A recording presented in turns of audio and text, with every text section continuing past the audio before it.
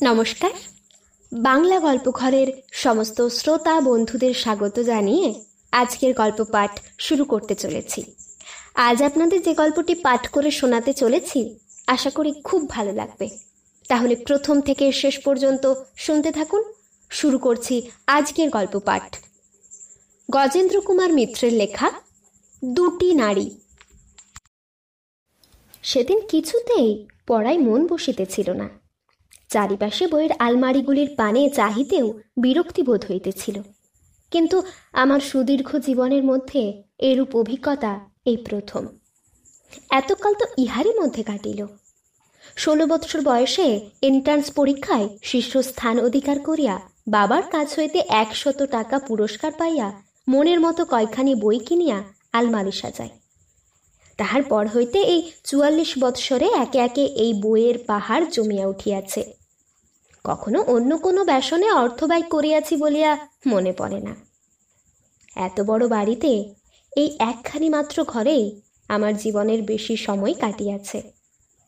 আহারাদি বাবদ সামান্য কিছু কিছু টাকা অতি বৃদ্ধা পিসিমার হাতে তুলিয়া দিই। বাকি সব টাকায় বই কিনিতে চলিয়া যায়। এমনই নেশা, অথচ আজ এ কি হলো?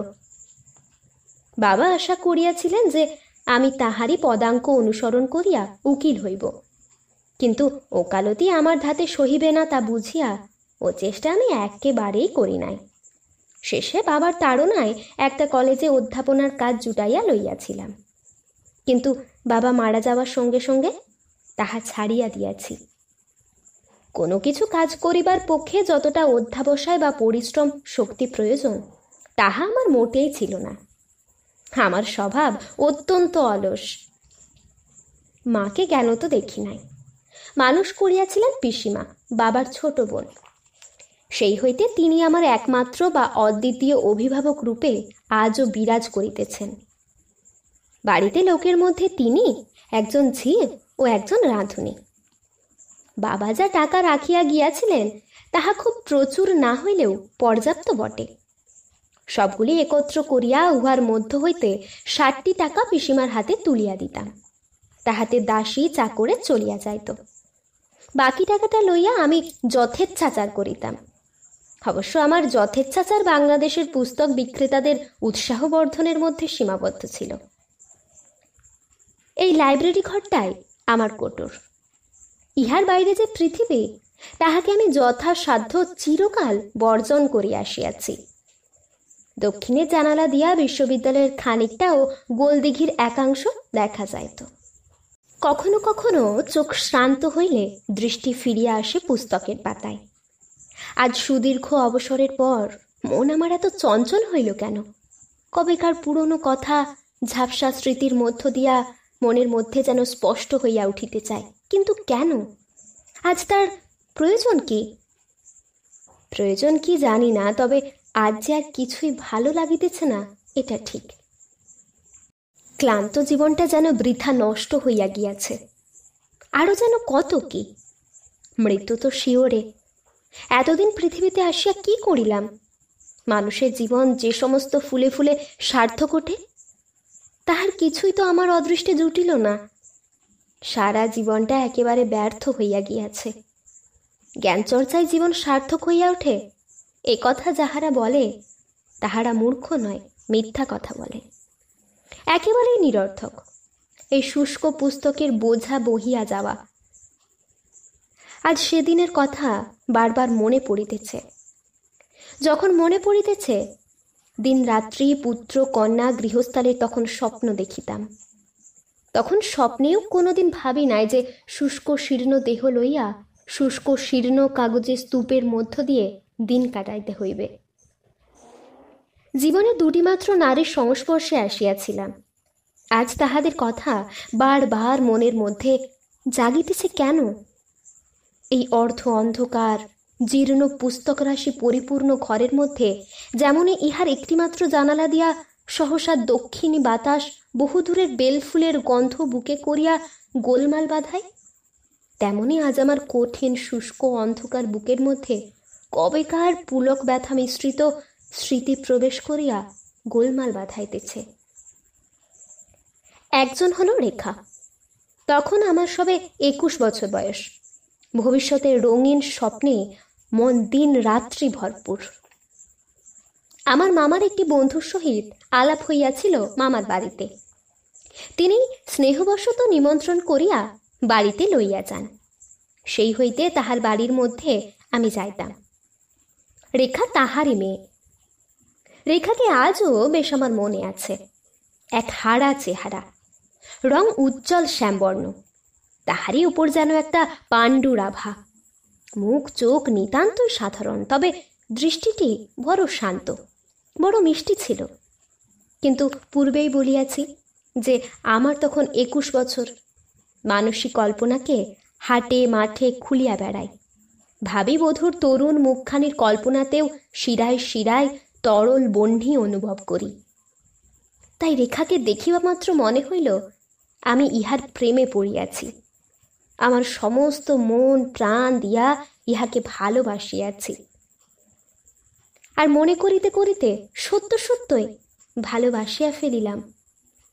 মনে মনে বলিতাম, আমি এতদিন তোমারই অপেক্ষা করিতেছিলাম। তুমি আমার মানসী, যুগ যুগান্তরের প্রিয়া, প্রিয়তমা। মুখে বেশি কথা বলিতে পারিতাম না, বুক দুরু দুরু কাঁপিত। হাতে হাতে কোনো বই দিতে গেলে বা কোনো জিনিস তার হাত হইতে লইবার সময় হাত এত কাঁপিত যে দস্তুর মতো লজ্জাবোধ হইত। কখনো রেখার মায়ের কাছে কথা প্রসঙ্গে রেখার নাম উল্লেখ করিতে হইলে কানের ডগা অবধি লাল হইয়া উঠিত। নিজেই অনুভব করিতাম। সময়ে অসময়ে উহাদের বাড়ি যাইতে আমি শুরু করিলাম। যাতে একটা ছুঁতা পাইলে হাজির হইতাম, কিন্তু রেখার সহিত ভালো করিয়া স্বচ্ছন্দে কথা কহিতে আমি পারিতাম না। শুধু ওই বাড়িতে গেলে উহাকে দেখিতে পাইব, এইটুকু আনন্দের জন্যই আমি ছুটিতাম। রেখার মা আমার উপর প্রসন্ন ছিলেন, তা বেশ বুঝিতে পারিতাম মনে মনে। আমায় ভবিষ্যৎ জামাতা বলিয়া কল্পনা করিতে বেশ ভালো লাগিত। বাবা উকিল, আমারও ইউনিভার্সিটির ডিগ্রিগুলি লোভনীয়। অমত হইবার কারণই বাকি, রেখারা আমাদেরই পাল্টি ঘর। আর রেখা রেখা যে আমায় না পছন্দ করিতে পারে সে কথা কোনো দিন আমার মাথায় আসে নাই। সে একটু দূরে দূরে থাকিত, চোখাচোখি হইলে মাথা নিচু করিত। মনে করিতাম লজ্জা। রেখার মা মাঝে মাঝে আমায় উপলক্ষ করিয়া পরিহাস করিলে বিরক্তি প্রকাশ করিত। সেটা আমাদের উভয়েরই বিশ্বাস ছিল কৃত্রিম। মনে মনে আনন্দ পাইতাম, প্রণয় পুলকে মন ভরিয়া উঠিত। ছেলে মানুষের অন্ত ছিল না। যেভাবে হাঁটিলে আমায় ভালো দেখায় বলিয়া ধারণা ছিল, রেখার সম্মুখে বিশেষ করিয়া সেইভাবেই আমি চলিতাম। কথাবার্তা বলিবার একটা ভঙ্গি ঠিক করা ছিল, এবং আমি সেই সমস্ত দ্বারা বিশেষভাবে রেখার দৃষ্টি আকর্ষণ করিতেছি, এই গর্বে মন ছিল পরিপূর্ণ। একটা দিনের কথা বেশ মনে আছে। কোনো কারণে 3 দিন রেখাদের বাড়ি যাইতে পারি নাই।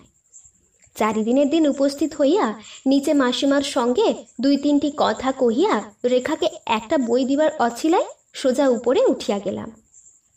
দেখিলাম রেখা একটা জানালার ধারে দাঁড়াইয়া আছে। আমি গিয়া দাঁড়াইতেই চমকিয়া ফিরিয়া চাহিল। চক্ষু দুটি লাল, বহুক্ষণ ধরিয়া কাঁদিতেছে বলিয়া তাই বোধ হয়। আমাকে দেখিয়াই আঁচল দিয়া চোখ মুছিতে মুছিতে দ্রুত ঘর হইতে বাহির হইয়া গেল। আমার দৃঢ় বিশ্বাস হইল, এ অশ্রু আমারই অদর্শনে আর অভিমান ভরেই আমার সঙ্গে কথা না কহিয়া বাহির হইয়া গেল। এইভাবে অনেকগুলি দিন কাটিয়া গেল। এমএ পাশ করিলাম। রেখা তো 15 পার হইয়া 16 পড়িল। রেখার মা ব্যস্ত হইয়া পড়িলেন। আমাদের তরফ হইতে কোনো আপত্তি ছিল না। রেখার বাবা আমার বাবার কাছে কথা পাড়িবা মাত্র বাবা সম্মতি দিলেন। পাঁজি দেখা শুরু হইল। সেই আনন্দেই হোক আর বহুদিনের পরিচয়ের ফলে ইদানিং কিছু সাহস বাড়িয়া গিয়াছিল বলিয়াই হোক, একটা কাণ্ড করিয়া বসিলাম। সেদিন অপরাহ্ন বেলাটা ছিল অত্যন্ত লঘু। আমার মনটাও ছিল তাই। রেখার বাড়ি যখন গেলাম তখন আর কেহ নাই। রেখার ছোট ভাইটিকে লইয়া রেখার মা কোথায় নিমন্ত্রণ রক্ষা করিতে গিয়াছেন, তখনও ফেরেন নাই। বাড়িতে শুধু রেখা ছিল। খোলা জানালার ধারে বসিয়া কিছু একটা বুনিতেছিল। আমি ঘরে ঢুকিতে শুধু মুখ তুলিয়া চাহিয়া দেখিল মাত্র, কোনো কথা কহিল না, আবার বুনিতে শুরু করিল। সেদিন আমার রক্ত হইয়াছিল উদ্দাম। আমি একেবারে রেখার পাশটিতে গিয়া বসিলাম। পূর্বে কোনোদিন এভাবে এত নিকটে যায় নাই। সে বিস্মিতভাবে ঘাড় ফিরাইয়া আমার দিকে চাহিল। কিছুক্ষণ নীরবে স্থির দৃষ্টিতে চাহিয়া থাকিয়া আবার কাজে মন দিল। আমার তখন সে দৃষ্টির অর্থ বুঝিবার মতো অবস্থা নয়। আমি একটু চুপ করিয়া থাকিয়া সহসা তাহার হাতটা টানিয়া লইলাম। আবারও সে চাহিয়া দেখিল, কিন্তু হাতটা টানিয়া লইল না। কথা খুঁজিয়া পাইলাম না। কহিলাম, রেখা, আমাদের বিয়ের দিন স্থির হয়ে গেল জানো? রেখা কহিল, বেশ। ছোট্ট কঠিন উত্তরেও মন দমিয়া গেল না, এমনই উৎসাহ। কহিলাম, তোমার কি মত রেখা? রেখা সোজা আমার চোখের দিকে চাহিয়া জবাব দিল, এতদিন বাদে আমার মত জানবার কি কোনো দরকার পড়েছে?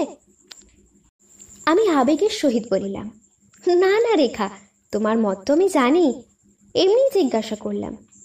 রেখা, বিয়ে হলে যে আমি কি করব তা আমি ভাবতেই পারছি না।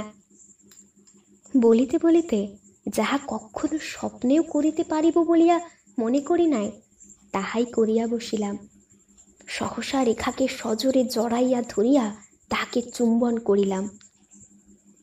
সে ব্যস্ততা প্রকাশ করিল না, বিরক্ত প্রকাশ করিল না, তিরস্কার করিল না, কিংবা যেমনটা আমি আশা করিয়াছিলাম সলজ্জ হাসি হাসিয়া আমার বুকে মুখ লুকাইল না। ধীরে ধীরে নিজেকে মুক্ত করিয়া লইয়া উঠিয়া দাঁড়াইয়া আমার দিকে মিনিট খানিক চাহিয়া রহিল। আমার তখন নিজের আবেগের বিস্ময়ে প্রতিক্রিয়ায় জড়বৎ অবস্থা। আমিও চুপ করিয়া চাহিয়া রহিলাম। তারপর সে একটু হাসিয়া ঘর হইতে বাহির হইয়া গেল।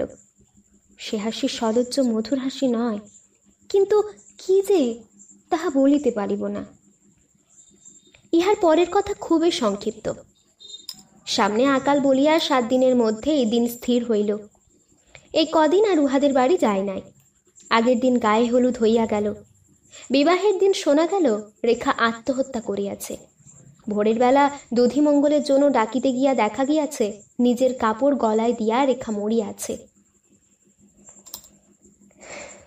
আর একজন আভা। সেটাই বছর 10 আগেকার ঘটনা। নিজের ঘরে বসিয়া ইতর প্রাণীদের জীবনযাত্রার অত্যাশ্চর্য প্রণালী লইয়া ব্যস্ত ছিলাম। পিসিমা বকিতে বকিতে ঘরে ঢুকিলেন। কোনো অসাধারণ ঘটনা না ঘটিলে পিসিমা সাধারণত এ ঘরে ঢুকিতেন না। তাই মুখ তুলিয়া চাহিলাম।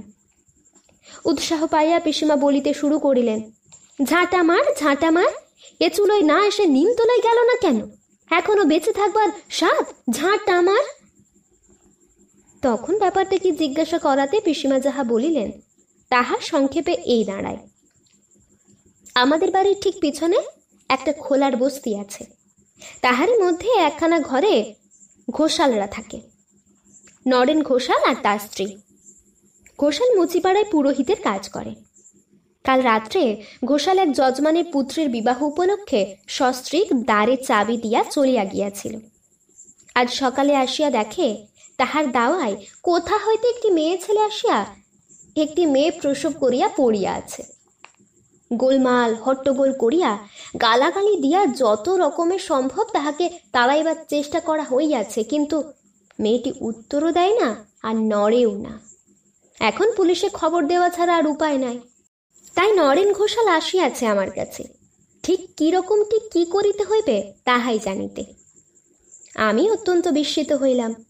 তারপর বাহিরে আসিয়া নরেনকে জেরা করিয়া জানিলাম মেয়েটি নাকি অত্যন্ত সুন্দরী, কাঁচা বয়স, দেখিলে ভদ্রলোকের ঘরে মেয়ে বলিয়াই বোধ হয়। অঙ্গে কোথাও কোনো অলঙ্কার নাই।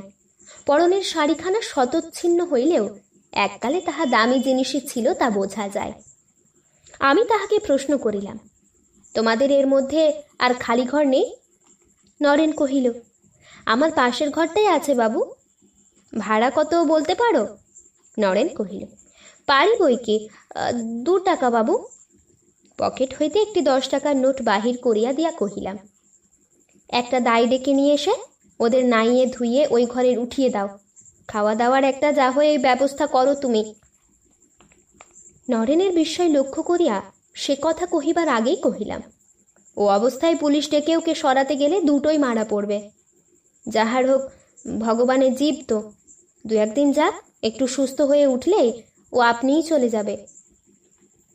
নরেন লোকটা ভালো ছিল, সে রাজি হইল, কিন্তু কহিল, এই পৌষ মাসের শীত, ওই মাটির ঘরে ঠান্ডায় মারা পড়বে যে, গায়েই বা কি দেবে।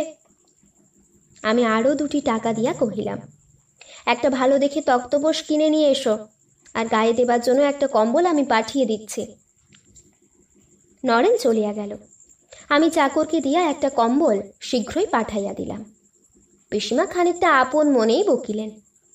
আমাকে কিছু বলা তিনি অনেক দিনই ছাড়িয়া দিয়াছেন। পরের দিন পিসিমাকে জিজ্ঞাসা করিয়া উহাদের সংবাদ পাইলাম। নরেন একটা তক্তপোষ আনিয়া দিয়াছে, নিজের ঘর হইতে কাঁথা দিয়াছে পাতিয়া শুইবার জন্য। নরেনের স্ত্রী নাকি রাঁধিয়া ভাত দিয়াছে, কিন্তু পাড়ার লোকেরা নাকি এ বিষয়ে সকলে একমত যে নষ্ট চরিত্র স্ত্রীলোককে এভাবে আশকারা দেওয়া আমার পক্ষে অত্যন্ত অন্যায় হইয়াছে। তারপর ইহাদের কথা অতি সহজেই ভুলিয়া গেলাম। দিন 15 পরে একদিন সন্ধ্যার সময়ে বুক কোম্পানিতে একখানি বই কিনিতে যাইব বলিয়া বাহির হইতেছি, এমন সময় দরজার পাশ হইতে কে একজন সরিয়া আসিয়া মাটিতে মাথা রাখিয়া প্রণাম করিল। চাহিয়া দেখিলাম 16-17 বছরের একটি অপূর্ব সুন্দরী মেয়ে একটি সদ্যজাত শিশু কোলে করিয়া দাঁড়াইয়া আছে। আমি চিনিতে না পারিয়া প্রশ্ন করিলাম, কে? মেয়েটি উত্তর দিল, আমি আভা, আমায় একটি টাকা দেবেন? আভা বলিতে কিছুই বুঝিলাম না, কিন্তু মেয়েটির মুখ দেখিয়া আর প্রত্যাখ্যান করিতে ইচ্ছা হইল না। পকেট হইতে একটি টাকা বাহির করিয়া তার হাতে দিলাম। সে আর এক দফা ভূমিষ্ঠ হইয়া প্রণাম করিয়া চলিয়া গেল। মেয়েটির ভঙ্গি যেন রাজন্দ্রণীর মতো, কণ্ঠস্বরও তেমনই মিষ্ট। পরদিন নরেন আসিয়া কহিল, সে মেয়েটি কোথা সরে পড়েছে বাবু?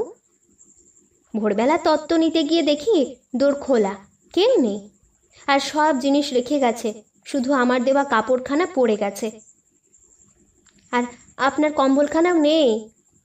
হাতে একটাও তার পয়সা ছিল না বাবু, কোথায় গেল কে জানে। এই 15 দিনে মেয়েটার ওপর বড় মায়া পড়ে গিয়েছিল বাবু। আমি জিজ্ঞাসা করিলাম, আচ্ছা মেয়েটার নাম কি জিজ্ঞাসা করেছিলে? ওর নাম আভা বাবু। আমি গত সন্ধ্যার মেয়েটিকে বুঝতে পারিলাম। কোনো কথা কহিলাম না। নরেন ট্রাঙ্ক হইতে 3 টাকা 10 পয়সা বাহির করিয়া কহিল, আপনার টাকা থেকে এই বেঁচেছে বাবু। আমি কহিলাম, ও তোমার কাছেই রাখো। তারপর আর 5টি টাকা তাহার হাতে দিয়া কহিলাম, তোমার ছেলেকে সন্দেশ খেতে দিলুম। বহুবার প্রবল আপত্তি করিয়া অবশেষে টাকা কয়টি গ্রহণ করিল এবং বিস্তর আশীর্বাদ করিতে করিতে চলিয়া গেল। ইহার 5 বৎসর পরে আবার দেখা পাইয়াছিলাম। কেমন করিয়া তাহাই বলি। লোকমুখে শুনিলাম যে অধ্যাপক মশায়ের বিখ্যাত লাইব্রেরিটি তাহার পুত্রেরা বিক্রয় করিবে বসিয়া স্থির করিয়াছে। সংখ্যায় খুব বেশি না হইলেও বইগুলি খুব মূল্যবান ছিল। সন্ধ্যা লইয়া জানিলাম 3000 টাকা হইলে উহারা পুরো লাইব্রেরিটা বিক্রয় করিবে। অত টাকা কোথায় পায়? ব্যাংক হইতে জমা টাকা উঠাইয়া লইলে আয় কমিয়া যাইবে, পুনরায় টাকা জমানো সম্ভব নয়। সুতরাং চিরকাল ধরিয়া কষ্ট ভোগ করিতে হইবে।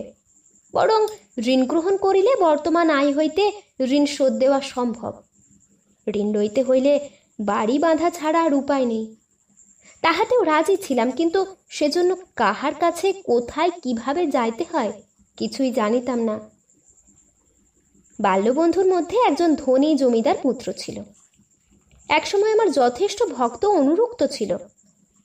সে এখন কোথায় আছে জানিবার জন্য তাহার দেশে চিঠি লিখিলাম। সংবাদ আসিল জমিদারবাবু তীর্থ ভ্রমণ করিতে গিয়া দ্বিতীয় পক্ষের দ্বার পরিগ্রহ করিয়াছেন। এবং সেই হইতে কলকাতাতেই আছেন। ঠিকানাও পাইলাম। আর দেরি না করিয়া বন্ধুবরের উদ্দেশ্যে বাহির হইয়া পড়িলাম। ভবানীপুরের এক বিরাট অট্টালিকা, বিস্তর দারোয়ান, দাসী, চাকর, ঢুকিতেই ভয় হয়। কোনো রকমে সাহসে ভর করিয়া একজন দারোয়ানের দ্বারা একটা স্লিপ পাঠাইয়া দিলাম। উত্তরে বাবু নিজে নামিয়া আসিলেন। আমাকে দেখিতে পাইয়া সকলরবে অভ্যর্থনা করিলেন। এসো এসো হে অমল, এসো এসো, অনেকদিন পরে বন্ধুকে মনে পড়েছে, এসো এসো, ওপরে এসো, উফ কতদিন পরে মনে পড়েছে হে, ইত্যাদি। ওপরে একেবারে তাহার বসিবার ঘরে উপস্থিত হইলাম। তারপর কুশল প্রশ্ন প্রভৃতির পালা পড়িল। দেখিলাম বন্ধুর আমার বয়স হইলেও বৃদ্ধ হন নাই। চেহারার বাঁধুনিটি ভালোভাবেই বজায় রাখিয়াছিল। এ কথা সে কথার পর কাজের কথা পারিব বলিয়া স্থির করিতেছি, এমন সময়ে পাশের ঘরের দ্বারের পর্দা সরাইয়া ঘরে প্রবেশ করিল 20-21 বছরের পরমা সুন্দরী একটি মেয়ে। বন্ধুবার ভ্রুকুঞ্চিত করিয়া চাহিলেন, পরক্ষণে সামলাইয়া লইয়া পরিচয় করিয়া দিলেন, আমার স্ত্রী। আমি হাত তুলিয়া নমস্কার করিব এমন সময়ে সবিস্ময়ে দেখি যে মেয়েটি গলবস্ত্র হইয়া ভূমিষ্ঠ হইয়া প্রণাম করিতেছে। পদধূলি লইয়া উঠিয়া দাঁড়াইয়া কহিল, আমায় চিনতে পারছেন না? আমি আভা। প্রথমে কিছুতেই আভা নামটা স্মরণ করিতে পারিলাম না। সহসা মনে পড়িল, ততক্ষণে বছর 5-এর ফুটফুটে একটি মেয়ে ঘরে আসিয়াছে। তাহাকে লক্ষ্য করিয়া কহিল, দাদুকে প্রণাম করো, উনি তোমার দাদামশাই হন। মেয়েটি প্রণাম করিল। দাদামশাই শব্দ কানে যাওয়ায় বন্ধুবরের মুখ প্রসন্ন হইয়াছিল। তাহার দিকে ফিরিয়া আভা কহিল, তুমি একটু বাইরে যাও, এর সঙ্গে আমার কথা আছে। বন্ধুবর সুবোধ বালকের মতো বাহির হইয়া গেলেন। আভা ফিরিয়া কহিল, আপনাকে আমার কথা বলাই হয়নি, সেটি আজ আমি বলতে চাই। আমি ব্রাহ্মণের মেয়ে। বাবা এলাহাবাদে ওকালতি করে অনেক পয়সা করেছিলেন। আমি তারই বড় মেয়ে। খুবই আদরে ছিলুম। আমাকে যিনি পড়াতেন গরিব স্কুল মাস্টার, তিনি ছিলেন কায়স্থ। তিনি আমাকে ভালোবেসেছিলেন। সে ভালোবাসায় না বিচলিত হয়ে আমি থাকতে পারিনি। তাই বিবাহ অসম্ভব জেনে তিনি যখন আত্মহত্যা করতে চেয়েছিলেন, আমি তাকে সাহস দিয়ে তার সঙ্গে পালিয়ে আসি কলকাতায়। আর্য সমাজে আমাদের বিবাহ হয়। তারপর শ্যামবাজারের ছোট্ট একটি ঘরে 3 মাস আমাদের সুখেই কেটেছিল। 3 মাস পরে ওর হলো নিউমোনিয়া। সঙ্গে বেশি কিছু নিয়ে আসেনি, 2 গাছি চুড়ি আর 1 গাছি হাড় মাত্র। সেগুলি নিঃশেষ করে তিনিও চলে গেলেন। বাড়িওয়ালার গঞ্জনা সত্ত্বেও ছিলুম একরকম করে। শেষ কাপড়টি বেচেও খাওয়া হয়ে গেল যেদিন, সেদিন আমায় আসন্ন প্রসবা দেখে জোর করে তাড়িয়ে দিল। কখনো ভিক্ষে করিনি, তবু চেষ্টা করেছিলুম, কিন্তু ঘন্টা কয়েকের মধ্যে ব্যথা উঠল। আর কোথাও আশ্রয় না পেয়ে নরেন ঘোষালের দাওয়াতে শুয়ে পড়ি। তারপর কি করব আগেই স্থির করে নিয়েছিলুম। সেই পথেই নেমে এলুম। টাকা করি, এমনকি সম্মানও পেয়েছি বলিয়া হাসিল। তারপর সহজ কণ্ঠে কহিল, এখানে আর আপনাকে বেশিক্ষণ থাকতে বলবো না। আমায় ঘৃণা করবেন জানি, কিন্তু উপায় বা কি ছিল বলতে পারেন? খুকিকে বাঁচাতে পারতুম না। তারপর পুনরায় ভূমিষ্ঠ হইয়া প্রণাম করিয়া সহসা আমার পা 2টি টানিয়া লইয়া অজস্র চুম্বনে ভরাইয়া দিল। তারপর উঠিয়া দাঁড়াইয়া কহিল, নরেনের স্ত্রীর কাপড় আর আপনার কম্বল রেখে দিয়েছি। শেষ দিনে ওই কাপড় পরে ওই কম্বলের উপর শুয়ে শেষ নিঃশ্বাস ফেলবো আমি। আমার এই ইচ্ছা আছে।